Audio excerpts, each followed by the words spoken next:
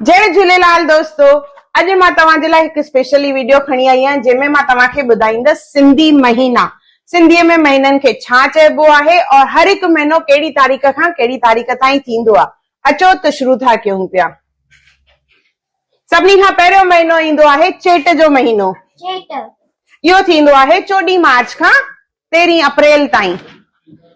ॿियो महीनो थींदो आहे वैसाख।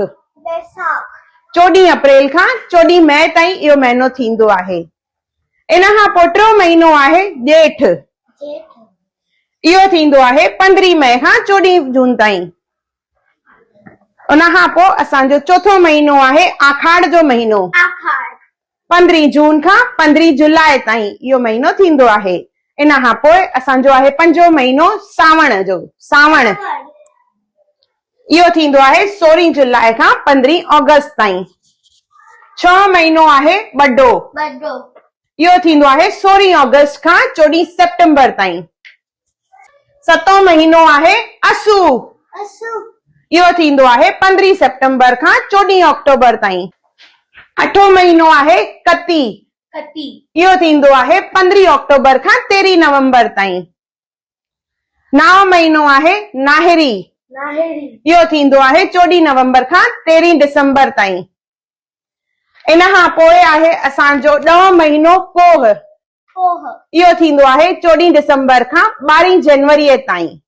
और 11 महीनो असांजो आहे माघ। इहो थींदो आहे 13 जनवरी खां 11 फरवरी ताईं। इन खां पोइ असांजो आख़िरी महीनो जेको आहे उहो आहे फगुण। इहो थींदो आहे 12 फरवरी खां 13 मार्च ताईं।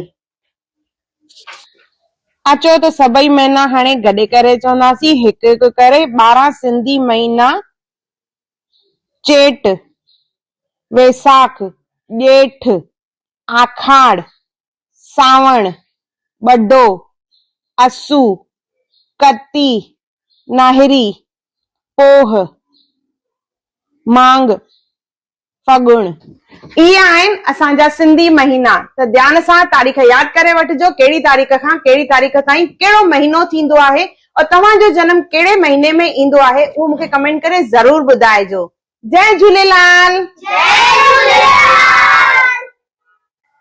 सिंधी महीना ज़रूर यादि कजो।